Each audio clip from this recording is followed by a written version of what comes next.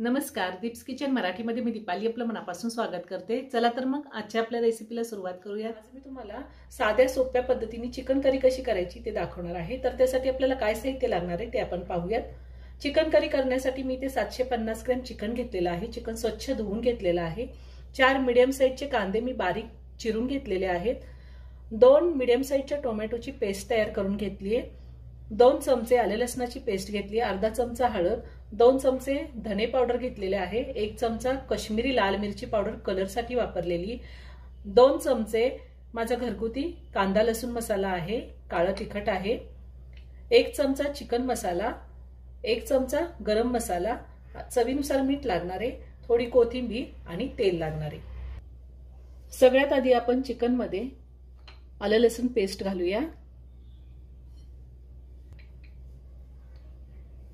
माझा घरगुती काळा मसाला आहे, चिकन मसाला पावडर, गरम मसाला, हळद, धने पावडर, काश्मीरी लाल मिरची पावडर आणि चवीनुसार मीठ लागणार आहे आपल्याला। थोडीशी कोथिंबीर घालायची आहे आणि हे व्यवस्थित मिक्स करून घ्यायचंय।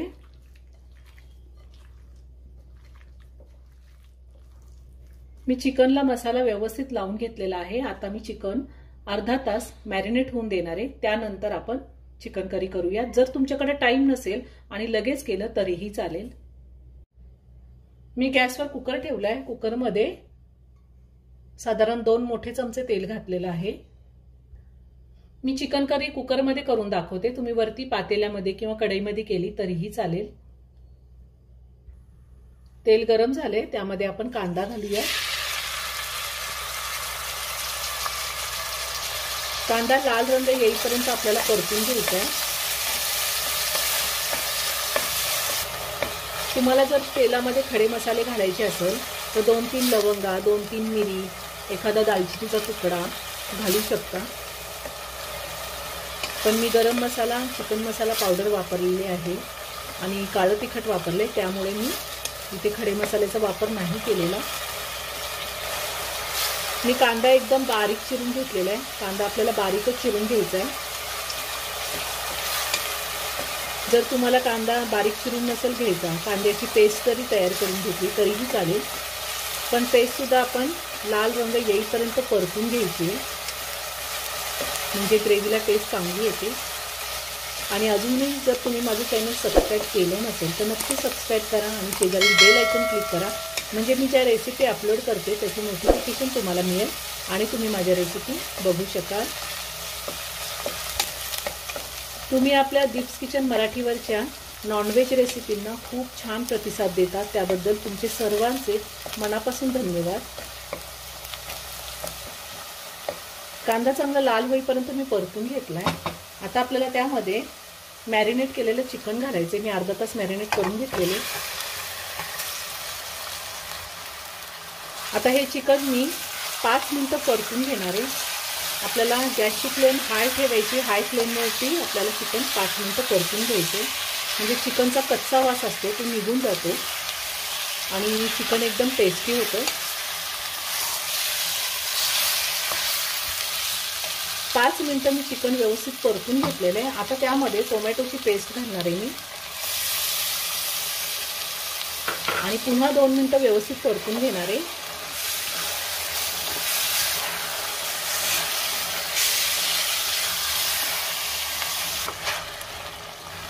टोमॅटोची पेस्ट घातल्यावर पण मी 2 ते 3 मिनिटं व्यवस्थित परतून घेतले, छान तेल सुटले।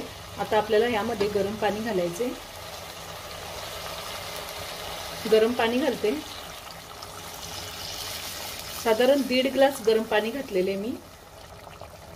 चिकन करी तुम्हाला किती पातळ किंवा घट्ट हवी आहे त्या अंदाजे तुम्ही पाणी घालू शकता। आता मी पुन्हा व्यवस्थित मिक्स करून घेते। आता कुकरचं झाकण लावून कुकरच्या मी 4 शिट्ट्या घेणार आहे।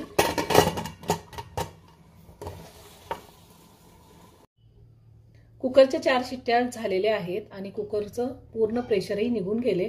आता आपण झाकण काढूया। वरतून थोडी कोथिंबीर घालते.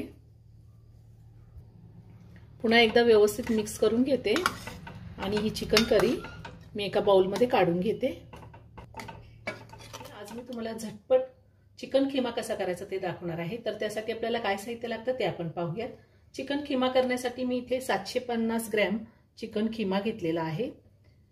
4 मीडियम साईजचे कांदे मी उभे काप देऊन कट करून घेतले. त्यानंतर मी तेलामध्ये तळून घेतलेत.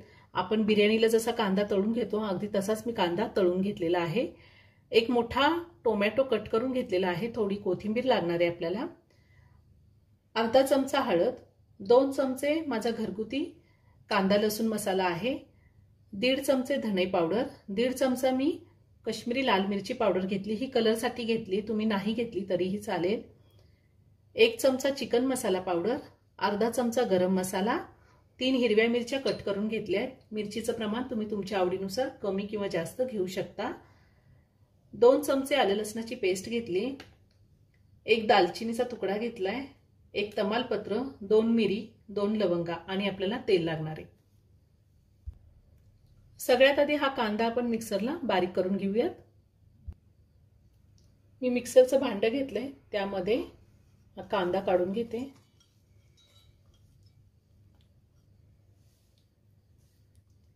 पाणी न टाकताच मी हे वाटण वाटून घेणार आहे, म्हणजे कांदा बारीक करून घेणार आहे. मी कांदा बारीक करून घेतलाय, आता मी तो काढून घेते.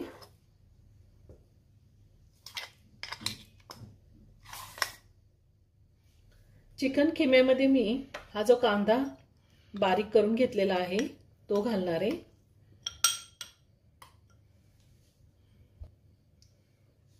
टोमॅटो घालायचा आहे आपल्याला. थोडी कोथिंबीर घालणार आहे, थोडी शिल्लक ठेवली मी.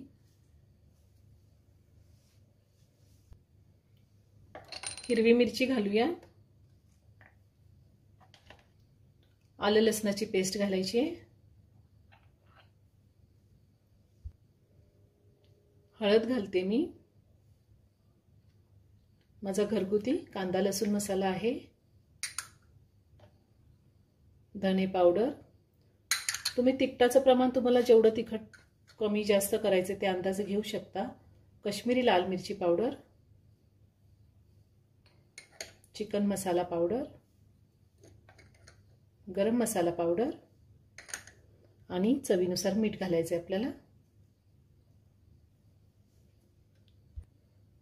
आता हे सगळं आपल्याला व्यवस्थित हाताने मिक्स करून घ्यायचे. मी व्यवस्थित सगळा मसाला चिकन खिम्याला लावून घेतलेला आहे. आता मी पटकन ही रेसिपी करून दाखवणार आहे.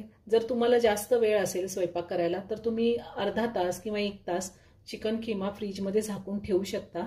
व्यवस्थित मॅरिनेट होतो आणि टेस्टही खूप छान उतरते मसाल्यांची. तर आता आपण चिकन खिमा करायला घेऊया.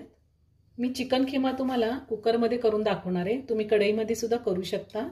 आता मी 2 मोठे चमचे तेल घालते. तेल थोडं जास्त वापरते. ज्या तेलामध्ये मी कांदा तळून घेतला होता तेच तेल वापरते मी. आता हा चिकन खिमा तेलामध्ये घालते.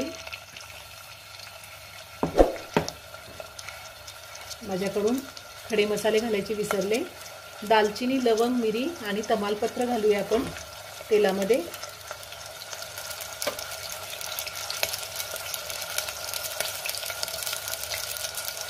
आता चिकन खिमा घालते मी.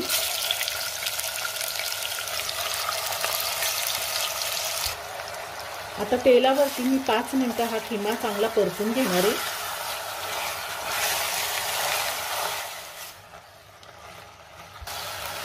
मी 5 मिनिटं तेलावरती खिमा चांगला परतून घेतलेला आहे. आता आपल्याला त्यामध्ये पाणी घालायचं आहे.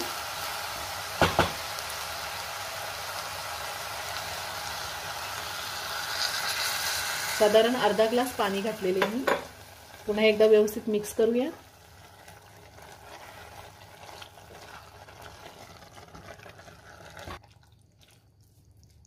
पाणी घातल्यावर व्यवस्थित मिक्स करून घेतलंय. आता मी झाकण लावते आणि कुकरच्या 3 शिट्ट्या घेणार आहे.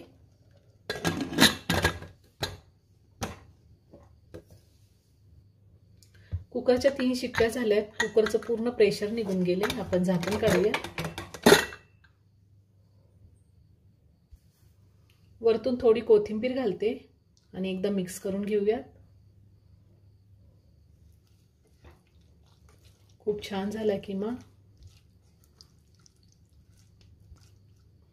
आता मी खिमा एका प्लेटमध्ये काढून घेते.